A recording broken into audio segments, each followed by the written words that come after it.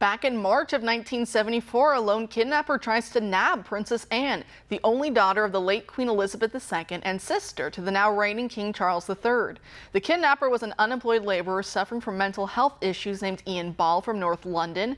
Back in those days, even the Queen herself traveled with one bodyguard on unofficial trips to and from her residence. And so it was easy enough for Ian Ball to read the papers and see that the 23-year-old princess was attending a charity film screening that night, March 20th.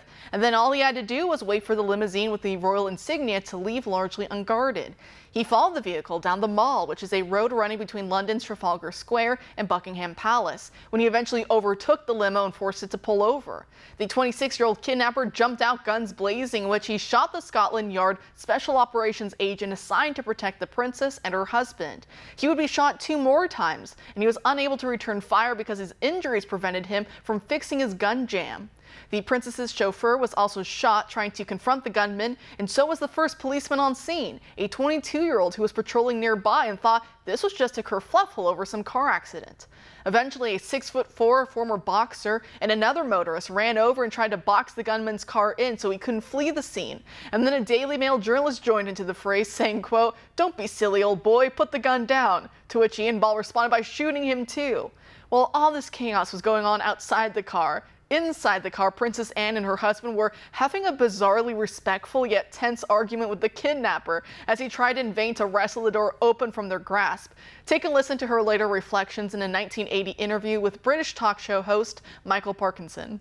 And then he opened the door and we had a sort of discussion about where or where not we were going to go. What did you say? What do you remember the discussion? I mean, what did he say? Well, he said I had to go with him. Can't remember why. I don't think you really gave a reason why. No, perhaps not. But you were quite obstinate about it. I said I didn't think I wanted to go. Thank you very much. I was scrupulously polite, because I thought it was silly to be too rude at that stage again. And we had a fairly low-key discussion about the fact that I wasn't going to go anywhere. And wouldn't it be much better if he just went away and we'd all forget about it?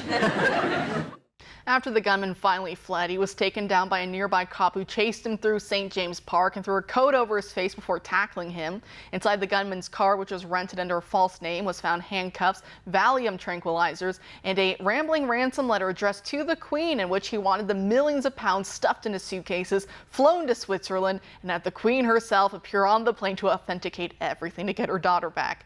Instead, he was convicted of attempted murder and kidnapping and was sentenced to life at a mental health facility. And with that, I'm all out of time for tonight. Hopefully you learned something interesting to take with you into tomorrow. Until then, you can follow us on Twitter, Instagram, and Truth Social at Tipping Point OAN, or on my personal account, Nefertari_25. If you like the show, please send us feedback at tippingpoint@oann.com. And make sure to subscribe to OAN Live and download the app for iOS, Android, Apple TV, and other devices to watch Tipping Point wherever you go. And OAN Live features video on demand, so you never have to miss a show. So as always, thank you, and have a great night.